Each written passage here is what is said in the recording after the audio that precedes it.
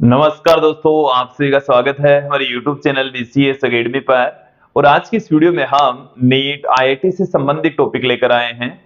इस वीडियो में हम देखेंगे अपरिगामी तरंगें, स्टेशनरी वेव्स। इस वीडियो में आप देखेंगे कि अपरिगामी तरंगें होती क्या है, इनका निर्माण किस तरीके से होता है, साथ में इनसे रिलेटेड कुछ महत्वपूर्ण परिभाषाएं और इन पर आधारित न्यूमेरिकल क्वेश्चंस भी यहाँ देखने वाले हैं, समझने वाले हैं। विद्यार्थियों, यदि आप हमारे YouTube चैनल पर नए हैं तो चैनल को सब्सक्राइब कर लीजिए, साथ में बेल आइकन भी दबा दीजिए ताकि आपको आगे की वीडियोस की नोटिफिकेशन मिलती रहे। अब मैं इस वीडियो को स्टार्ट करता हूं। सबसे पहले हम बात करेंगे अपरिगामी तरंगें होती क्या है।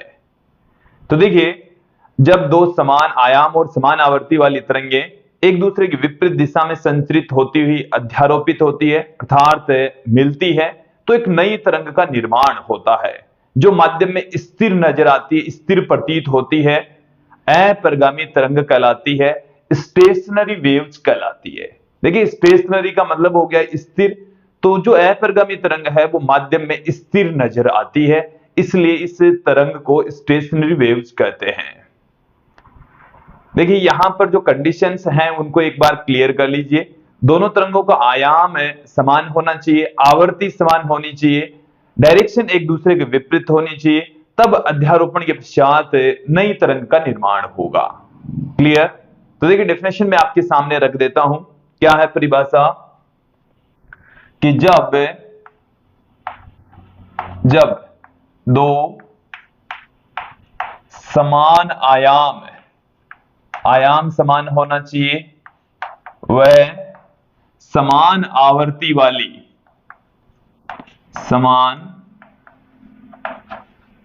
आवर्ती वाली दो तरंगें एक दूसरे की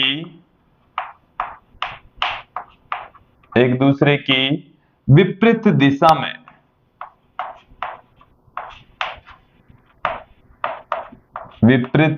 में संचरित होती हुई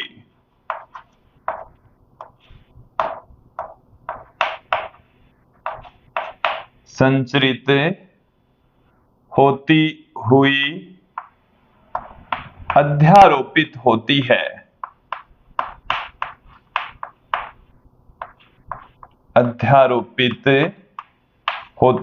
अध्यारोपण का मतलब है मिलना,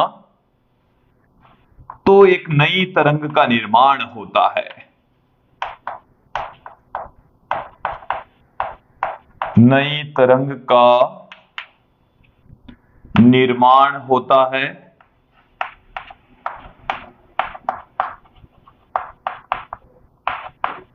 जो माध्यम में स्थिर प्रतीत होती है।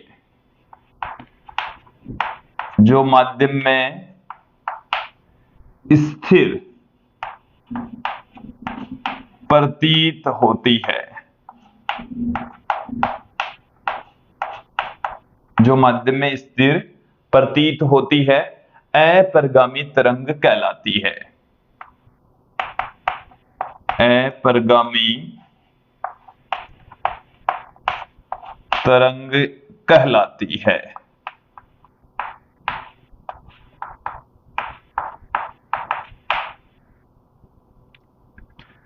देखिए विद्यार्थियों, जो अपरिगामी तरंग जब निर्मित होती है तो माध्यम के कुछ कण स्थिर रहते हैं, उनमें कोई गति नहीं होती, स्थिर ही रहते हैं।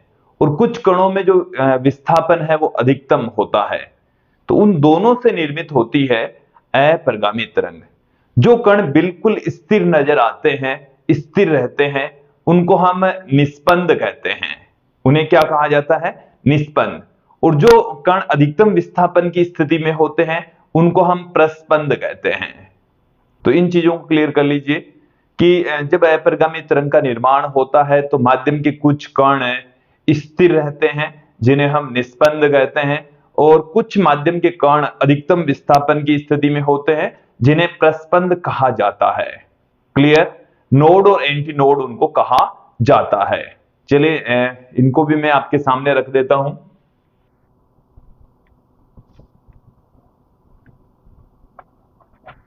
देखिए अपरिगामी तरंग संचरण में, अपरिगामी तरंग संचरण में माध्यम के कुछ कण,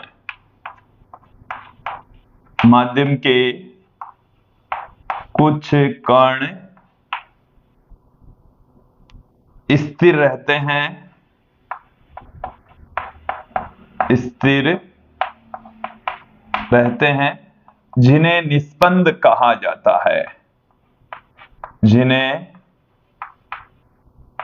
निस्पंद कहा जाता है। तथा कुछ कण क्या होंगे, अधिकतम विस्थापन की स्थिति में रहेंगे। माध्यम के कुछ कण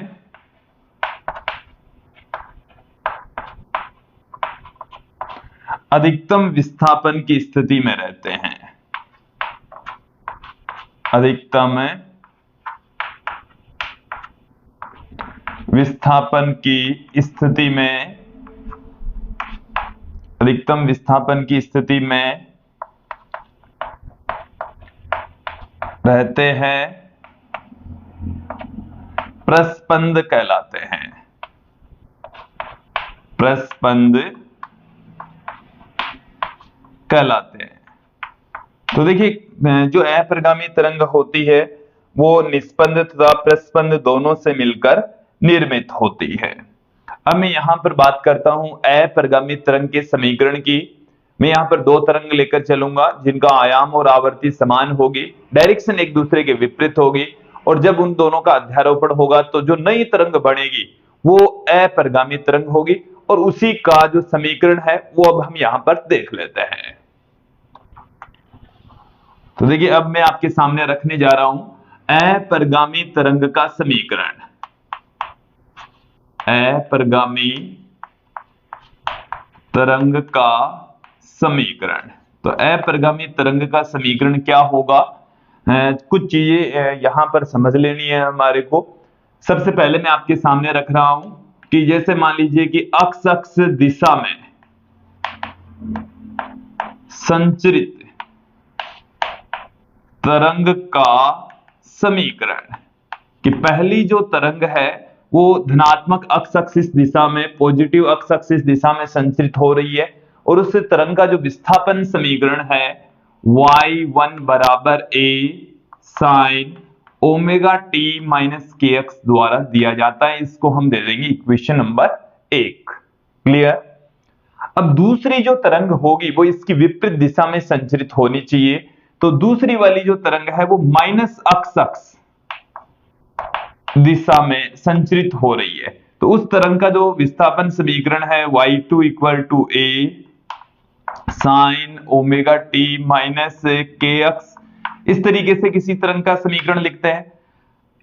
ये तरंग धनात्मक, यहां पर माइनस में kx आ रहा है, इसका मतलब धनात्मक अक्ष एक्सिस दिशा में जा रही है। ये ऋणात्मक अक्ष एक्सिस दिशा में संचरित होने के लिए यहां पर एक नेगेटिव साइन से और मल्टीप्लाई कर देंगे, अक्ष के स्थान पर माइनस अक्ष करेंगे तो माइनस माइनस प्लस हो जाएगा। क्लियर, यहां तक समझ में आ जाना चाहिए। फिर देखिए अध्यारोपण के सिद्धांत से,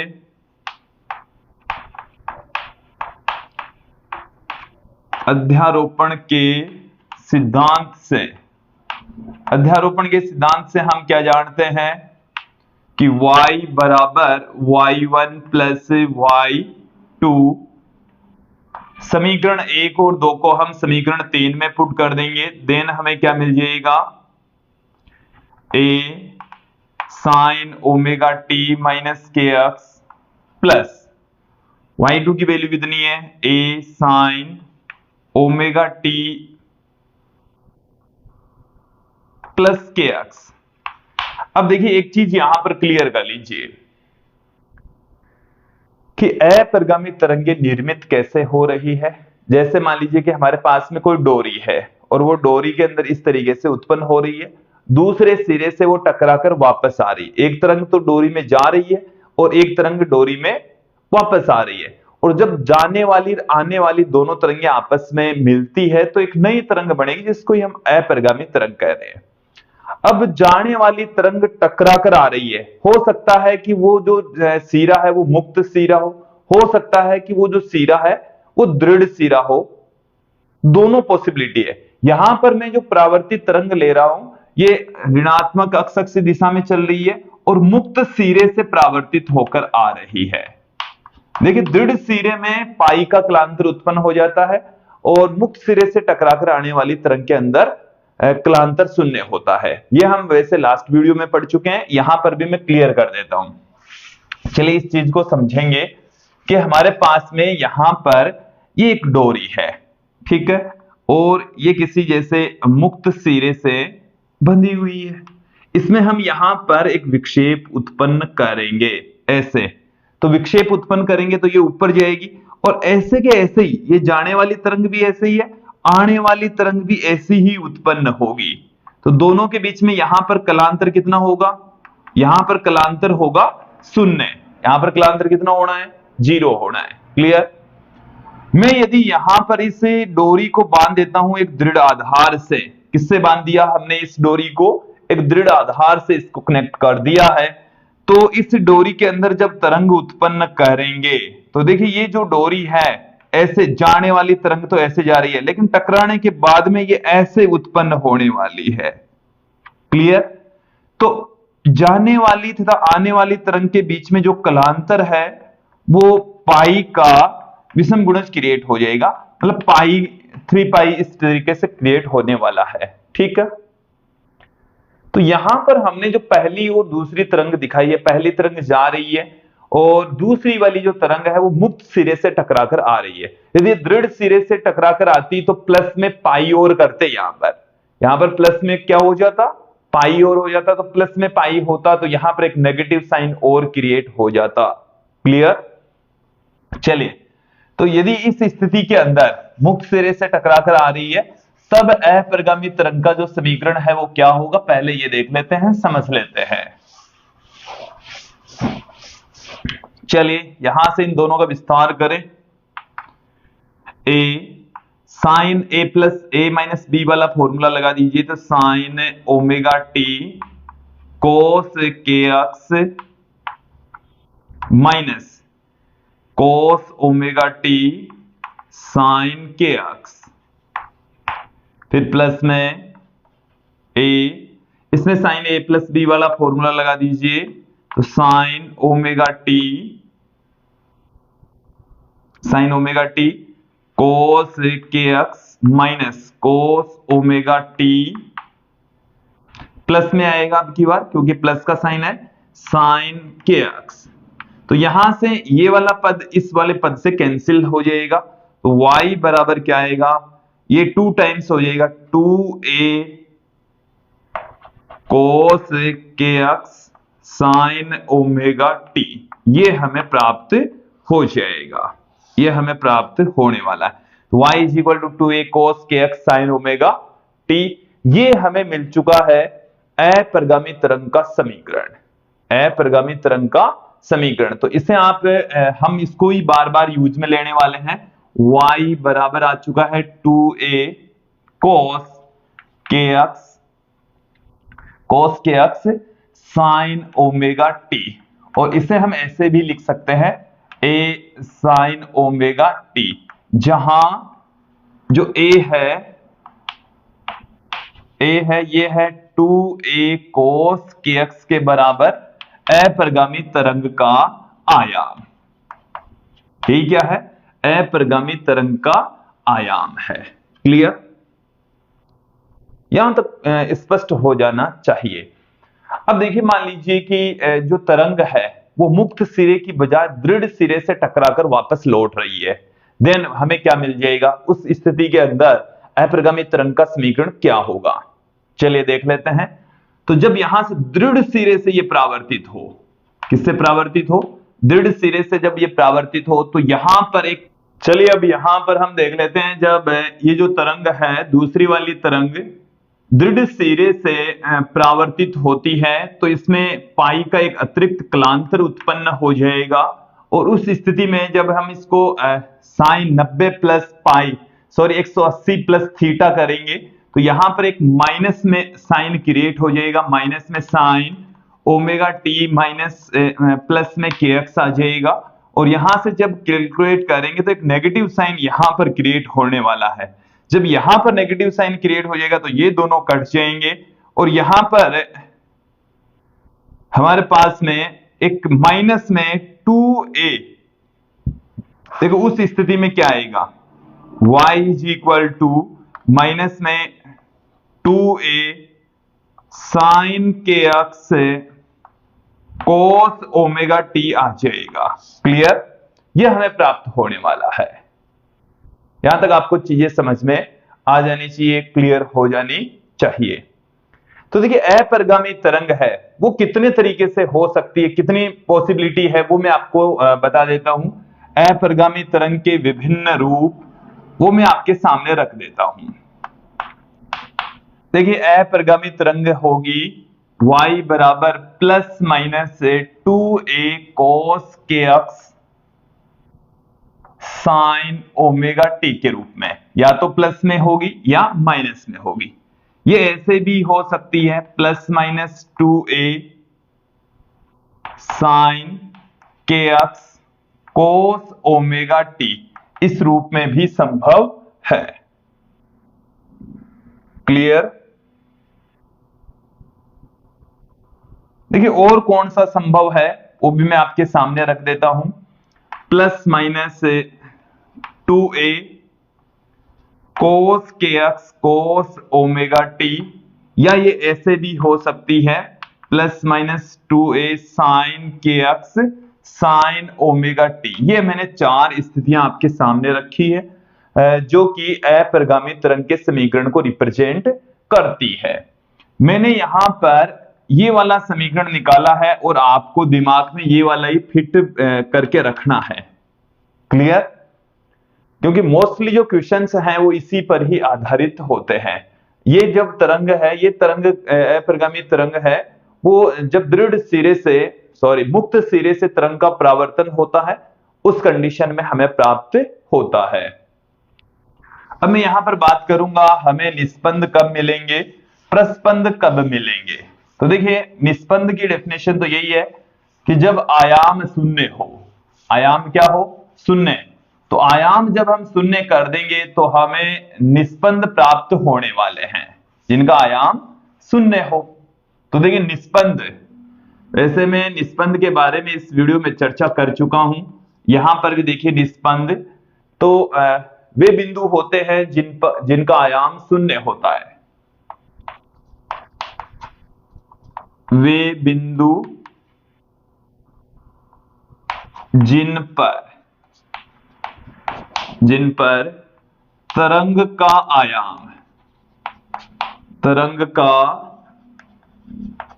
आयाम शून्य प्राप्त हो, शून्य हो, क्या होंगे, निस्पंद कहलाते हैं। उन बिंदुओं को हम क्या कहते हैं, निस्पंद कहते हैं।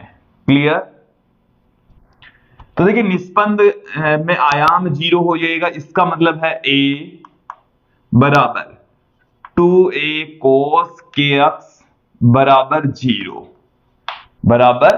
0 और cos के एक्स बराबर 0, इसका मतलब ये हो गया कि cos के एक्स बराबर 0। और cos के एक्स बराबर 0 कब होगा, जब के एक्स का मान कितना हो, के एक्स का मान हो pi by 2, 3 pi by 2, 5 pi by 2, इस तरीके से यदि के की वैल्यू हो तब आयाम 0 हो जाएगा और हमें उस स्थिति में निस्पंद प्राप्त होंगे। फिर मैं यहां पर के बराबर हम क्या जानते हैं, 2 पाई अपॉन में लैम्डा।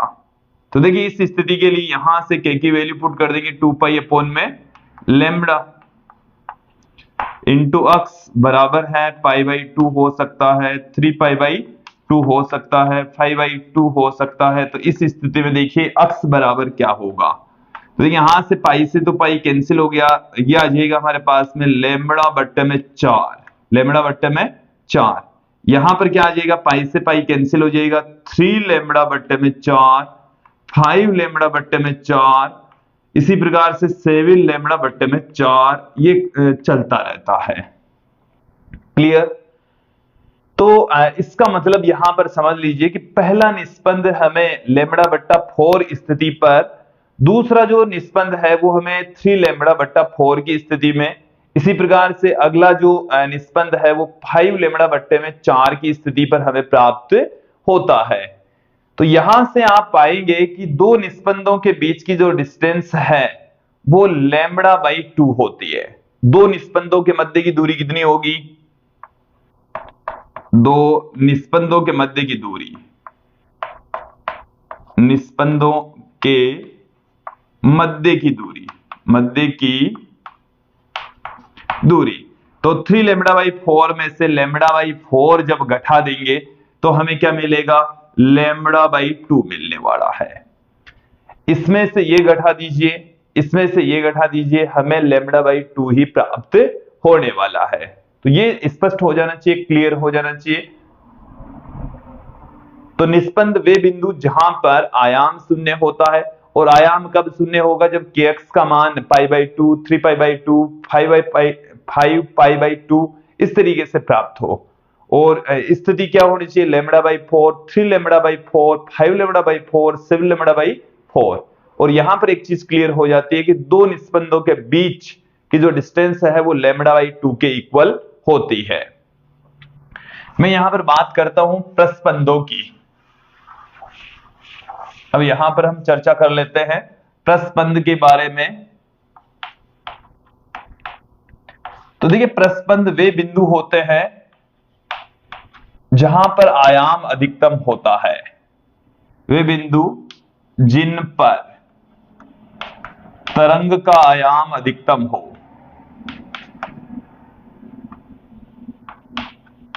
तरंग का आयाम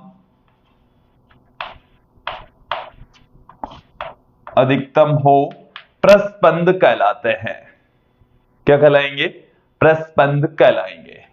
तो देखिए, इसका मतलब हो गया कि a बराबर 2a cos kx बराबर मैक्सिमम, और cos kx का मान भी मैक्सिमम होगा। इसका मतलब क्या हुआ? cos kx बराबर मैक्सिमम, इसकी cos kx की जो वैल्यू है वो मैक्सिमम होगी। और cos kx की वैल्यू कब मैक्सिमम होती है? जब 0 पाई, 2 पाई, 3 पाई इस तरीके से हो। मतलब इसकी मैक्सिमम वैल्यू है वो प्लस माइनस 1 के इक्वल होगी। तो ये कब पॉसिबल है? जब kx बराबर कितना हो? 0 हो, पाई हो, 2 पाई हो, 3 पाई हो, इस तरीके से मान होगा, तब अधिकतम आयाम हमें प्राप्त होने वाला है। और अक्स का मान कितना हो? क्योंकि k बराबर क्या होता है? 2 पाई अपॉन में लैम्बडा होता है। तो 2 पाई अपॉन में लैम्बडा, तो पाई से तो पाई कैंसिल हो जाएगा, ये लैम्बडा बाई 2 आ जाएगा, फिर 2 लैम्बडा बाई 2 आ जाएगा, 3 लैम्बडा बाई 2 आ जाएगा, इसी तरीके से चलता ही जाएगा। तो यहां से देखिए स्पष्ट हो रहा है कि इन दो के बीच की डिस्टेंस, दो प्रस्पंदों के मध्य की दूरी, दो प्रस्पंदों के मध्य की दूरी, दो प्रस्पंदों के मध्य की दूरी है वो लैम्बडा बाई 2 होती है। तो देखिए, दो निस्पंदों के बीच की डिस्टेंस भी लैम्बडा बाई 2, दो प्रस्पंदों के बीच की डिस्टेंस भी लैम्बडा बाई 2 ही होती है। तो यदि मैं किसी तरंग की बात करूं, जैसे डोरी के अंदर उत्पन्न होगी या किसी ऑर्गन पाइप में क्रिएट होगी, तो इस तरीके से ये वाला जो पॉइंट है वो निस्पंद कहलाता है। ये क्या है? निस्पंद। और ये वाला जो बिंदु है वो प्रस्पंद कहलाता है। क्लियर? और देखिए, यहां से यहां तक की जो डिस्टेंस है वो लैम्बडा बाई 2 है, और यहां से यहां तक की डिस्टेंस है ये भी लैम्बडा बाई 2 है। तो यहां से यहां तक की जो डिस्टेंस है वो लैम्बडा बाई 4 होगी।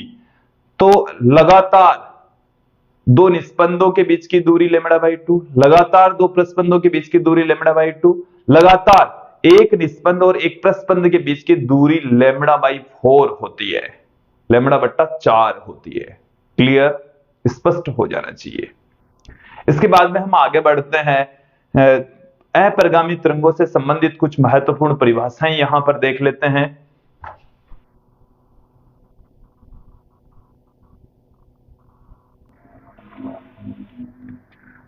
अप्रगामी तरंगों से रिलेटेड कुछ इंपॉर्टेंट डेफिनेशन यहां पर अब हम देख लेते हैं। देखिए एक एक करके इन सबको यहां पर हम समझेंगे। सबसे पहले हम बात करते हैं स्वर नोट। देखिए स्वर, जब हम संगीत की बात करते हैं तो ये वर्ड अक्सर हमें सुनने को मिलता है। स्वर का मतलब है कि जो संगीत की जो ध्वनि होती है, संगीत वाली जो ध्वनि होती है, उसी को ही हम कह रहे हैं स्वर। जो कानों को सुनने में अच्छा लगे वह उसी को हम कहते हैं स्वर, नोट कहा जाता है। क्लियर? तो देखिए स्वर क्या है? जो संगीत वाली ध्वनि है, किसी भी संगीत ध्वनि को, किसी भी संगीत ध्वनि को हम क्या कहेंगे? स्वर कहते हैं, नोट कहा जाता है। फिर बात आती है मूल स्वर की, कि कोई भी जो यंत्र है, ध्वनि स्रोत है, उसके द्वारा जो ध्वनि तरंगे उत्पन्न होती है, उनकी जो न्यूनतम आवृत्ति होती है, उसको हम मूल स्वर कहेंगे, फंडामेंटल नोट कहा जाता है। ये क्या है? Fundamental note.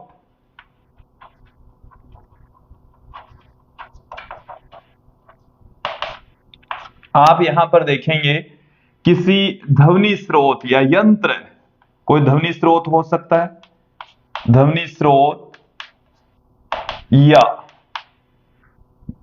यंत्र, वाद्य यंत्र हो सकता है, द्वारा उत्पन्न न्यूनतम आवृत्ति वाला, उत्पन्न न्यूनतम आवृत्ति वाला स्वर, न्यूनतम आवृत्ति वाला स्वर मूल स्वर कहलाता है, फंडामेंटल नोट कहलाता है। क्लियर? इसके संगत जो आवृत्ति होती है, मूल स्वर के संगत जो आवृत्ति होती है, उसको हम मूल आवृत्ति कहते हैं, मूल आवृत्ति कहते हैं। मूल स्वर की जो आवृत्ति होगी उसे हम क्या कहेंगे? मूल आवृत्ति कहेंगे। फिर हम बात करते हैं सन्नादी, इसको हम गुणावर्ती भी कहते हैं। इसका दूसरा नाम क्या है? गुणावर्ती। देखिए ऐसी स्थितियां, किसी यंत्र के द्वारा उत्पन्न ऐसे स्वर जिनकी आवृत्ति मूल स्वर की आवृत्ति के पूर्ण गुणज के रूप में होती है, तो उनको हम सन्नादी कहते हैं। और उनके संगत जो आवृत्ति होती है उसको हम सन्नादी आवृत्तियां कहते हैं, गुणावर्तियां कहते हैं। चलिए इसके डेफिनेशन भी आपके सामने हम रख देते हैं। क्या है परिभाषा? देखिए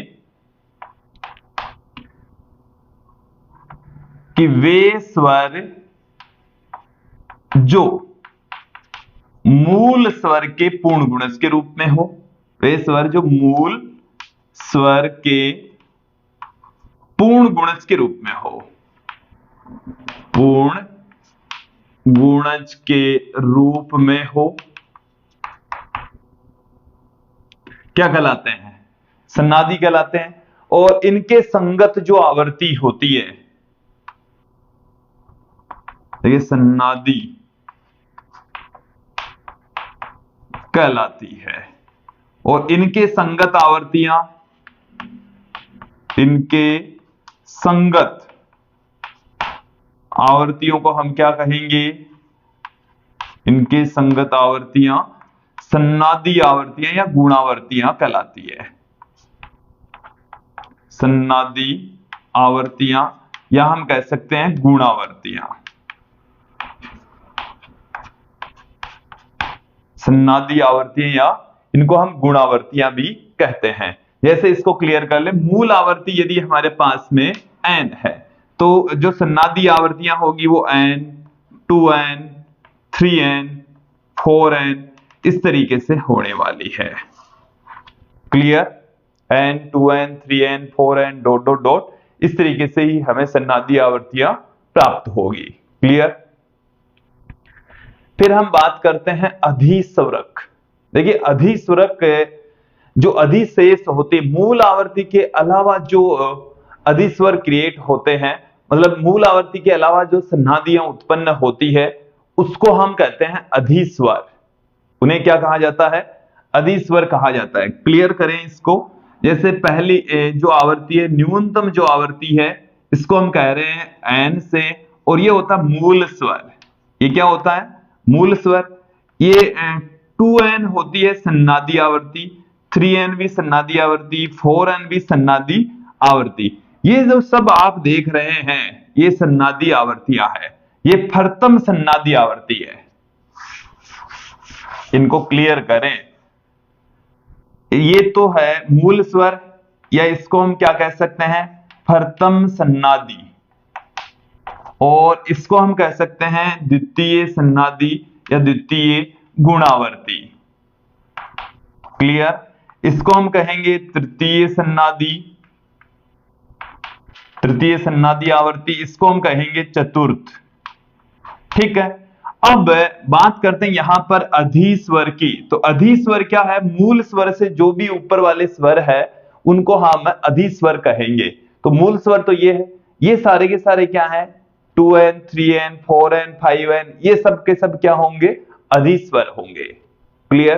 तो इनको हम कहते हैं, ये यहां से लेकर यहां तक ये सब हैं अधिस्वरक। अधिस्वरक।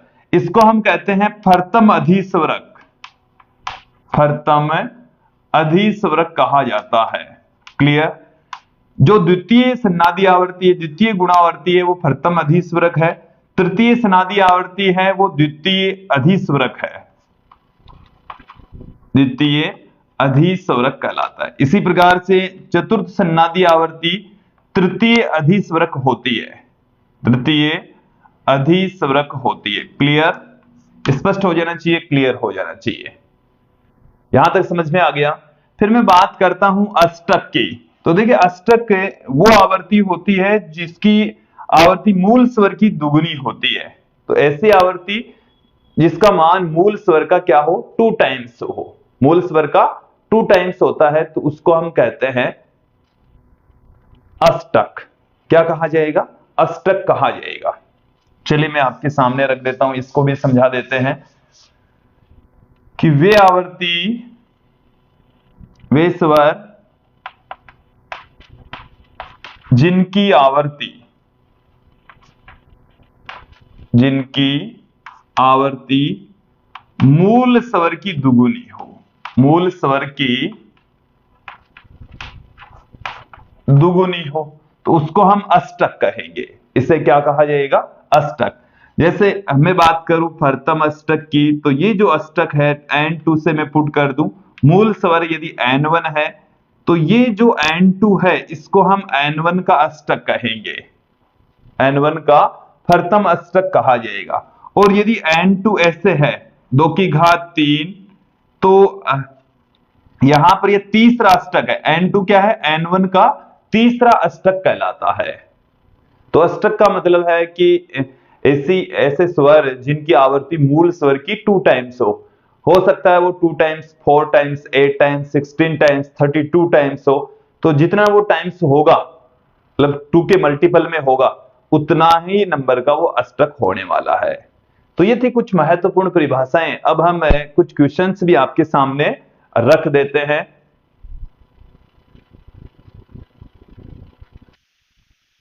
चलिए एक एक करके इन सभी क्वेश्चंस को देख लेते हैं।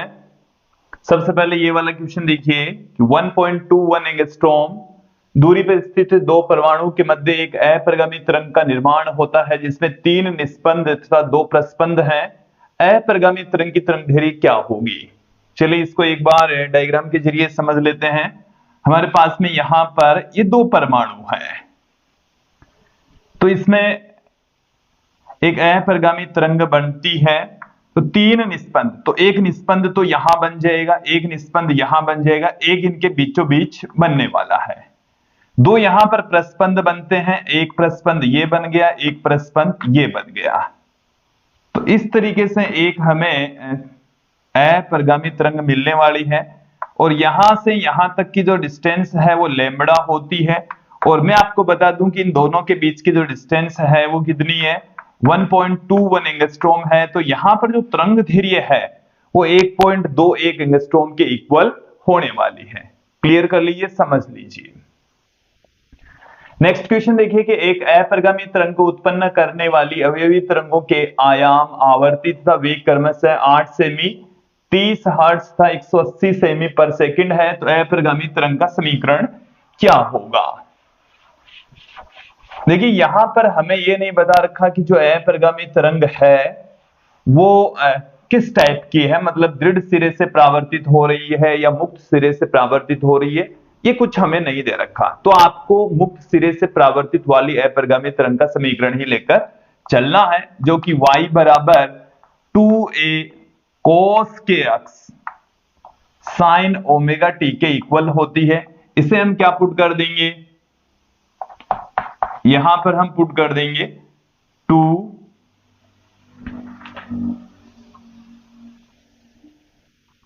देखिए cos के x के स्थान पर हम k की जगह क्या लिख सकते हैं, 2 पाई अपॉन में लैम्बडा लिख सकते हैं। ओमेगा के स्थान पर हम क्या लिख सकते हैं, 2 पाई अपॉन में t लिख सकते हैं। चलिए वैल्यू पुट कर देंगे। यहां पर आयाम हमें कितना दे रखा है, आयाम हमें 8 सेमी दे रखा है। तो 8 को यहां पर पुट कर देंगे तो y बराबर 2 गुणा में 8 cos 2 पाई x अपॉन में लैम्बडा। लैम्बडा की वैल्यू हमें देखिए यहां से ये न्यू है, ये v है, तो यहां से देखो v बराबर होता है न्यू लैम्बडा या n लैम्बडा। तो यहां से हमें लैम्बडा नहीं दे रखा, तो पहले हम इस लैम्बडा की वैल्यू फाइंड आउट करेंगे। देखिए लैम्बडा बराबर क्या कर दें, हम इसके स्थान पर 1/t लिख दें तो v इंटू टी पुट कर देंगे। तो यहां से v का मान हमें दे रखा है 180 और t जो कैपिटल T होता है वो 1/न्यू के बराबर होता है, जो कि 30 दे रखा है। तो 1/में क्या आ जाएगा, यहां से इंटू में 30, तो ये आ गया हमारे पास में 6 सेमी। तो यहां 6 पुट कर दूंगा, साइन 2 पाई और टी का जो मान है वो हमें कितना दे रखा है, 1/30। नेक्स्ट क्वेश्चन देखेंगे कि अपरिगामी तरंग में एक निस्पंद और नजदीकी प्रस्पंद के बीच की डिस्टेंस कितनी होती है, तो वो λ/4 होती है। हम ये जानते हैं कि लगातार दो निस्पंदों के बीच की दूरी λ/2, लगातार दो प्रस्पंदों के बीच की दूरी λ/2, लगातार एक निस्पंद और एक प्रस्पंद के बीच की दूरी λ/4 होती है। नेक्स्ट क्वेश्चन देखिए कि तने हुए धागे की अपरिगामी तरंग का समीकरण y is equal to 5 sin pi x upon 3 cos 40 pi t द्वारा दिया गया है, जहां x और y सेमी में है और t सेकंड में है। तो दो आसन्न निस्पंदों के बीच की दूरी, आसन्न का मतलब दो लगातार निस्पंदों के बीच की दूरी, दो लगातार निस्पंदों के बीच की जो डिस्टेंस है वो λ/2 होती है। कितनी होती है, λ/2। तो यहां से हमें लैम्बडा निकालना है। मैं आपको बता दूं कि x के मल्टीपल में होता है k, क्या होता है k, तो ये है kx। तो kx बराबर हमें दे रखा है sin kx cos omega t, इस फॉर्म में हमें अपरिगामी तरंग दी गई है, जो कि kx बराबर हो जाएगा पाई x अपॉन 3, k को हम 2 पाई अपॉन लैम्बडा लिख सकते हैं। देन अक्स से अक्स कैंसिल हो जाएगा, पाई से पाई कैंसिल हो जाएगा, लैम्बडा इक्वल टू आ जाएगा 6 सेमी, और दो प्रस्पंदों के या दो निस्पंदों के बीच की डिस्टेंस 6/2 बराबर 3 सेमी आ जाएगी। नेक्स्ट जो क्वेश्चन है उसमें हमें एक समीकरण दे रखी है y is equal to a cos kx minus omega t द्वारा दर्शाई जाने वाली तरंग का एक दूसरी तरंग द्वारा अध्यारोपण होता है, तो अपरिगामी तरंग बनती है। और अपरिगामी तरंग इस प्रकार से बनती है कि x बराबर 0 के ऊपर हमें निस्पंद प्राप्त हो। दूसरी तरंग का समीकरण क्या होगा, देखिए यहां पर एक चीज क्लियर कर लीजिए कि हमारे पास में इस तरीके से जैसे कोई डोरी है या कोई पाइप है, इसमें इस तरीके से तरंग क्रिएट हो रही है, ये एक अपरिगामी तरंग है। यहां पर ये है x बराबर 0, जिस पर हमें निस्पंद प्राप्त होता है, ये निस्पंद प्राप्त हो रहे हैं। और देखिए ये जाने वाली तरंग, ये आने वाली तरंग, तो आने और जाने वाली तरंग के बीच में जो कलांतर है वो यहां पर पाई का क्लांतर उत्पन्न हो जाता है। ये इस तरीके से बिहेव कर रही है जैसे दृढ़ सिरे से परावर्तन हो रहा हो, दृढ़ सिरे से परावर्तन होता है तो सिरों निस्पंद का निर्माण, सिरों पर निस्पंद का निर्माण होगा, और दृढ़ मतलब मुक्त सिरे से परावर्तन होता है तो वहां पर प्रस्पंद का निर्माण होता है। वहां पर क्या होगा? प्रस्पंद का निर्माण। यहां पर किसका निर्माण हो रहा है? निस्पंद का। इसका मतलब दृढ़ सिरे से परावर्तन हो रहा है, और जब दृढ़ सिरे से परावर्तन होता है तो आपतित और परावर्तित दोनों तरंगों के बीच में जो कलांतर है वो पाई का क्रिएट हो जाता है। तो हमें जो आपतित तरंग है, क्वेश्चन है उसमें जो आपतित तरंग है वो कितनी क्या दे रखी है? आपतित तरंग का समीकरण y is equal to a cos kx minus omega T दे रखा है। इसको मैं y1 कह दूं तो जो परावर्तित तरंग है वो समझ लीजिए, हमें परावर्तित तरंग का ही समीकरण पूछा है यहां पर y2 इक्वल टू a। ध्यान देंगे cos kx minus omega T, ये तो आपतित है। परावर्तित वाले की डायरेक्शन एक तो अपोजिट होगी, तो यहां पर मैंने नेगेटिव साइन लगा दिया। इसके साथ में इन दोनों के बीच में पाई का क्लांतर उत्पन्न हो जाएगा, तो प्लस में पाई भी लगा दिया। ठीक है, इसको थोड़ा सा सोल्व कर लेते हैं। इसे हम क्या लिख सकते हैं? देखिए, इसे हम लिख सकते हैं y2 बराबर a cos pi pi minus kx plus omega T. तो cos 180 minus theta, cos 180 minus theta होता है माइनस cos थीटा, तो a cos kx plus omega T. ये आ गया हमारे पास में परावर्तित तरंग जो अध्यारोपित हो रही है, जो दूसरी वाली तरंग है उसका समीकरण। तो विद्यार्थी ये यहां तक आपको आराम से समझ में आ गया होगा। तो ये था आज का हमारा वीडियो जिसमें हमने अप्रगामी तरंग होती क्या है, उसका निर्माण किस तरीके से होता है, इससे संबंधित कुछ महत्वपूर्ण परिभाषाएं यहां पर जानी समझी। साथ में हमने देखे अप्रगामी तरंग पर आधारित न्यूमेरिकल क्वेश्चन से। नेक्स्ट वीडियो में हम फिर मिलेंगे जो कि एक अप्रगामी तरंग का ही उदाहरण होगा। किसी डोरी में अप्रगामी तरंगों का निर्माण है, वहां पर हम समझने वाले हैं, जानने वाले हैं। अच्छा वीडियो हम लेकर आएंगे, अच्छा वीडियो है। तो आज की इस वीडियो में इतना ही। धन्यवाद दोस्तों।